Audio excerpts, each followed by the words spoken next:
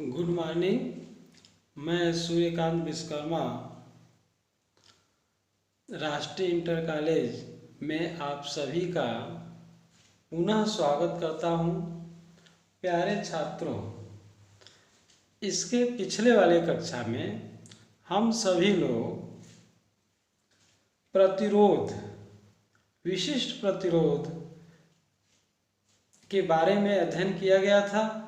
उसमें हम लोग जो है यह पढ़ा गया था कि ताप बढ़ाने पर प्रतिरोधकता, चालकता, विशिष्ट प्रतिरोध पर किसी धातु पर क्या प्रभाव पड़ता है, मिश्र धातु पर क्या प्रभाव पड़ता है या चालक पर क्या प्रभाव पड़ता है। हम लोगों ने यह अध्ययन किया था कि अगर धातु है या चालक है, ताप बढ़ाने पर उसकी प्रतिरोधकता बढ़ जाती है, क्योंकि धातु में पहले से मुक्त इलेक्ट्रॉन होते हैं और ताप बढ़ाने पर और अधिक मुक्त इलेक्ट्रॉन आ जाते हैं, जिससे उनका माध्य मुक्ति पथ कम हो जाता है, उनको चलने के लिए स्थान नहीं मिल पाता है। इसलिए प्रतिरोधकता बढ़ जाती है और चालकता घट जाती है। लेकिन अगर कोई मिश्र धातु या अधातु है तो उसमें मुक्त इलेक्ट्रॉन प्रारंभ में नहीं होते हैं और ताप बढ़ाने पर मुक्त इलेक्ट्रॉन आ जाते हैं, जिससे उनका प्रतिरोधकता कम हो जाती है और चालकता बढ़ जाती है। उसी क्रम में हम लोग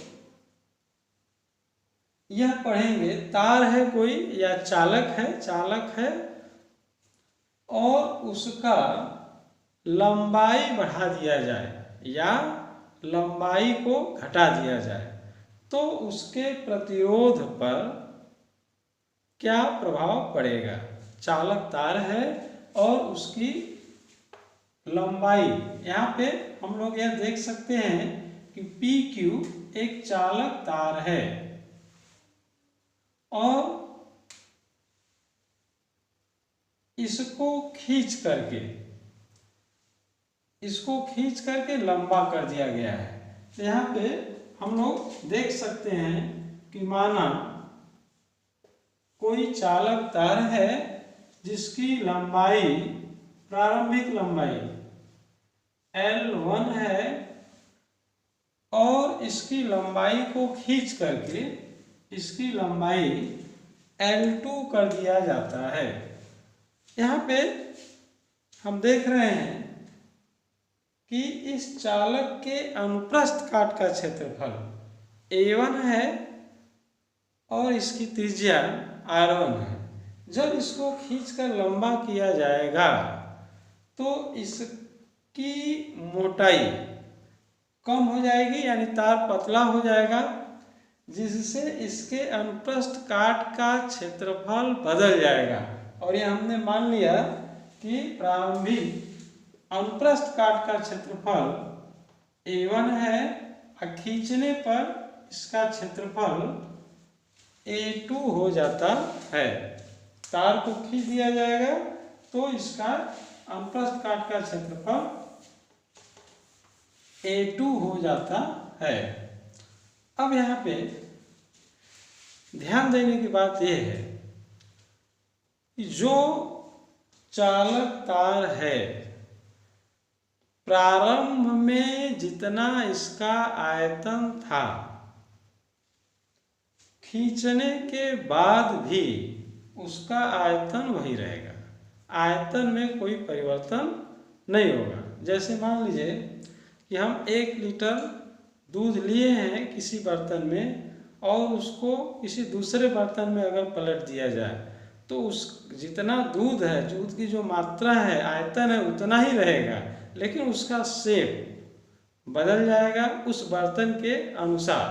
ठीक उसी प्रकार से इसका आयतन, इसको अगर खींच दिया जाए तो जितना है, जितना इसका द्रव्यमान है उतना ही रहेगा। और हम लोग यहाँ पे मान लिया जाता है कि माना प्रारंभिक लंबाई L1 तथा क्षेत्रफल अनुप्रस्थ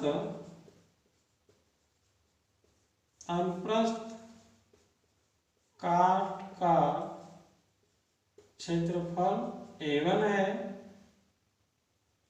खींचने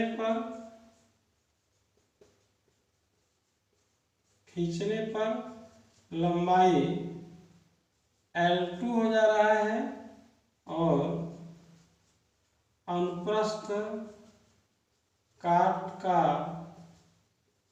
क्षेत्रफल A2 हो जा रहा है। यह भी हम लोग जानते हैं कि माना प्रारंभिक प्रतिरोध R1 है। खींचने के बाद इसका प्रतिरोध R2 क्या होगा, क्या प्रभाव पड़ेगा।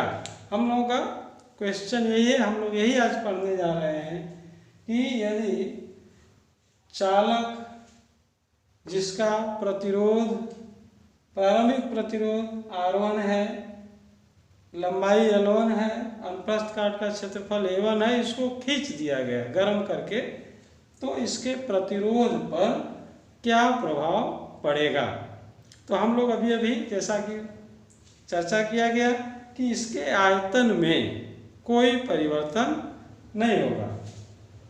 अब जो है हम लोग यह चीज जानते हैं कि आयतन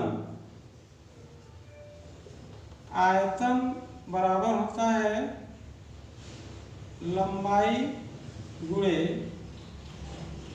या हम लोग इसको ऐसे लिख सकते हैं प्रारंभ में, क्षेत्रफल गुणे लंबाई आयतन होता है। कैसे होता है हम लोग जानते हैं, आयतन बराबर लंबाई गुणे चौड़ाई गुणे ऊंचाई, और लंबाई चौड़ाई क्षेत्रफल होता है और ऊंचाई इसमें जो है लंबाई के बराबर है, अतः यहाँ पे लंबाई हमने लिख दिया, तो आयतन का फार्मूला हो गया क्षेत्रफल गुणे लंबाई, जो कि यहाँ पे लिखा हुआ है। यहाँ पे हम लोग अगर यह मान लें कि प्रारंभिक आयतन V1 किसके बराबर होगा, A1 मल्टीप्लाइड बाई L1। अब खींचने के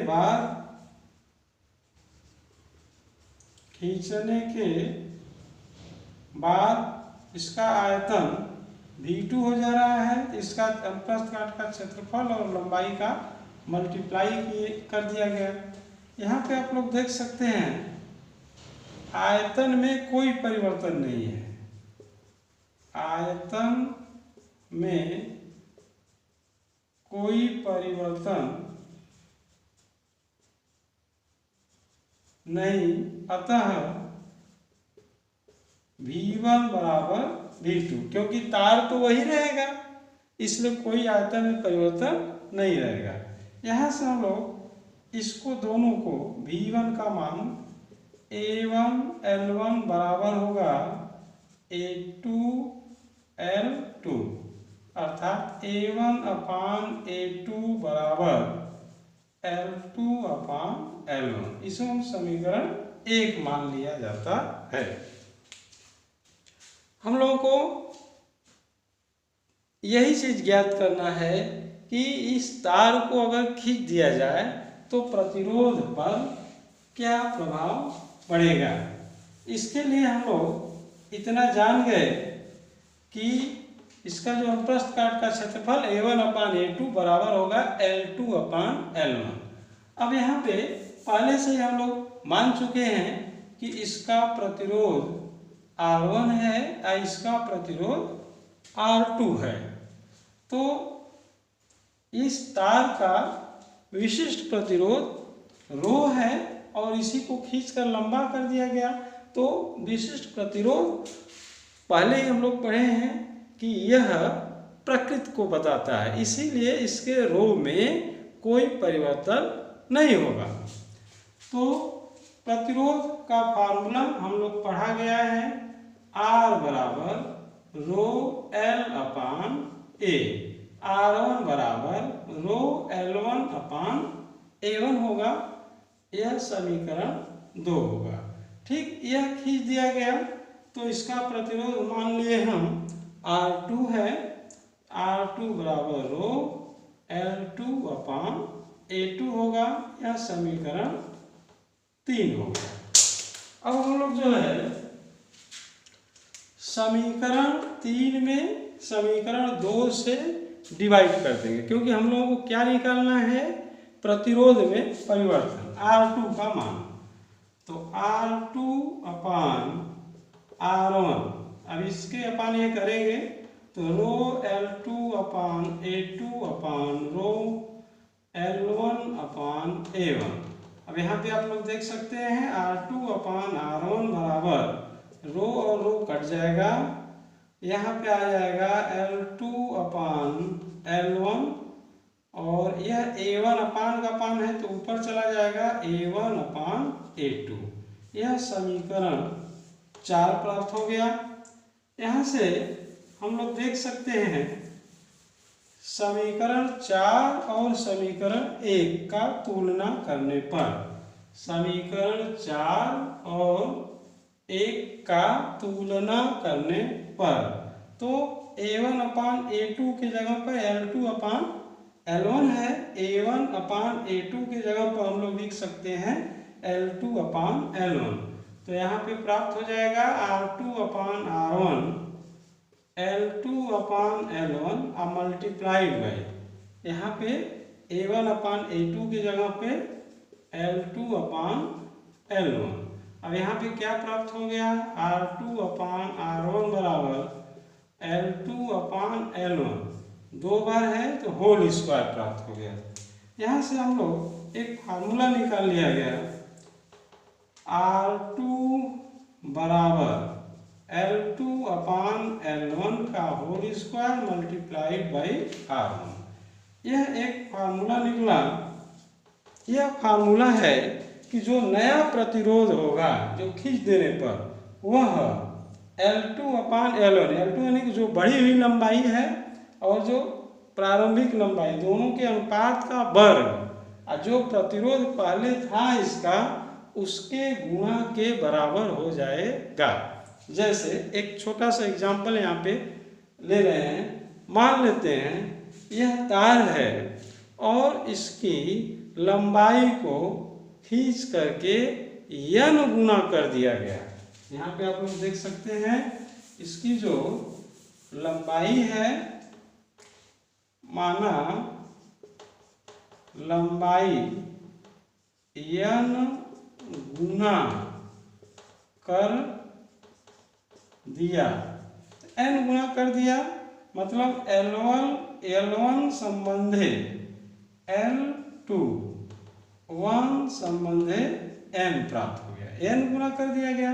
अगर यह x है तो यह nx हो जाएगा, दोनों का अनुपात वो एक संबंधे n हो जाएगा, यानी कि L1 अपान L2 का मान आ जाएगा 1 अपान n। तो अगर माना लंबाई n गुना कर दिया जाए तो ये फार्मूला प्रतिरोध कितना हो जाएगा, कर दिया गया। तो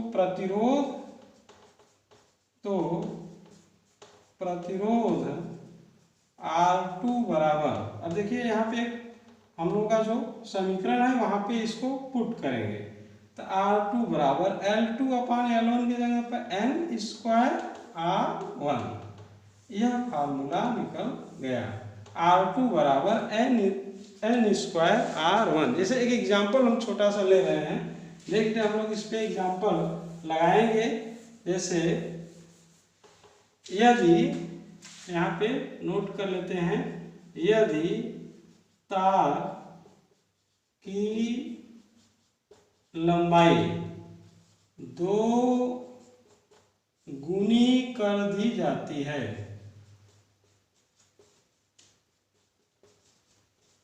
तार की लंबाई कितनी कर दी गया, 2 गुनी कर दिए। ये पहले लंबाई L था, अब इसका जस्ट डबल कर दिया गया। तो यहाँ पे L1 संबंधे L2 का मान कितना आ गया, 1 संबंधे 2, यानी 2 गुना कर दिया गया। तो N का मान कितना आ गया, 2। तो इसका प्रतिरोध कितना हो जाएगा। जैसे एक बार पुनः हम कहते हैं क्वेश्चन को, यदि कोई चालक है जिसका प्रतिरोध R है और उस चालक तार को खींचकर 2 गुना कर दिया गया, तो उसका प्रतिरोध कितना हो जाएगा। तो प्रतिरोध उसका 2 गुना कर दिया गया, तो N का मान कितना आ गया, 2 आ गया। तो N के जगह पर हम लोग 2 लिख देंगे, तो R2 जो नया प्रतिरोध होगा वह 2 का स्क्वायर, अब पहला R1 है, तो R2 बराबर 2 गुना 4 R1, यानी कि पहले का 4 गुना हो जाएगा। लंबाई खींचकर 2 गुना किया तो N का मान 2 हो गया, तो जो प्रतिरोध यानी प्रतिरोध बढ़ गया। उसी प्रकार से अगर उसको घटा दिया गया, लंबाई को दबाकर कंप्रेस कर दिया गया, तो इसका प्रतिरोध कम हो जाएगा। इसको व्यवहारिक भाषा में भी समझ सकते हैं। यदि चालक मोटा है, उसके अनुप्रस्थ काट का क्षेत्रफल ज़्यादा है, तो इलेक्ट्रॉन आसानी से चलता है, जिसके कारण उसका प्रतिरोध कम होता है। खींच दिया जाएगा तो अनुप्रस्थ काट का क्षेत्रफल कम हो जाएगा, तो इलेक्ट्रॉन के आवेश के चलने में परेशानी होगा, जिसके कारण प्रतिरोध बढ़ जाएगा। और इसमें 2 चीज़ें हैं, अगर उसको खींचा न जाए, सिंपली काट दिया जाए, तो सिंपली हम L का मान जितना भाग कटा रहेगा उसका वैल्यू पुट करेंगे, तब आयतन में परिवर्तन होगा। सिंपली काट दिया जाए तो अनुप्रस्थ काट का क्षेत्रफल वही रहेगा तब। लेकिन इस केस में जब खींचा जाएगा तो यह फार्मूला हम लोगों का R2 बराबर N स्क्वायर R1 लगेगा।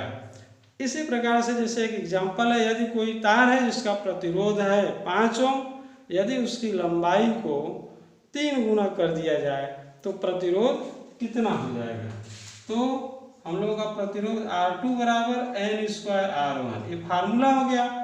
तो पहला प्रतिरोध कितना दिया गया है, 5 ओम, 3 गुना कर दिया जाए, N का मान कितना हो गया, 3, तो नया प्रतिरोध R2 बराबर 3 का स्क्वायर 5, यानी कि 3 3 के 9 और 5, यानी कि 45 ओम हो जाएगा। नेक्स्ट इसी क्रम में आगे हम लोग जो है नेक्स्ट टॉपिक को पढ़ा जाएगा। धन्यवाद।